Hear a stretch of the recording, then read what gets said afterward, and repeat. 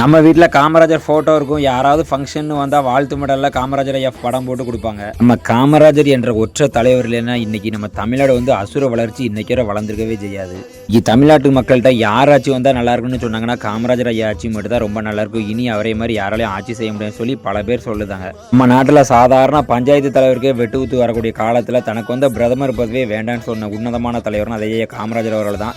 2 பிரதமர்களை உருவாக்கிய காரணம் ஐயா காமராஜர் அவர்கள் தான். அதுக்கு தான் கிங் மேக்கர் என்ற பட்டமும் அவருக்கு கிடச்சிருக்கு.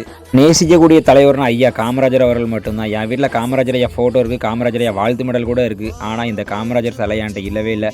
நானும் இன்ஸ்டாகிராம் ஒரு ஆப்பில் பார்த்தேன். கரெக்டாக ஆர்டர் போட்டு 5 நாளில் எனக்கு வந்துட்டு.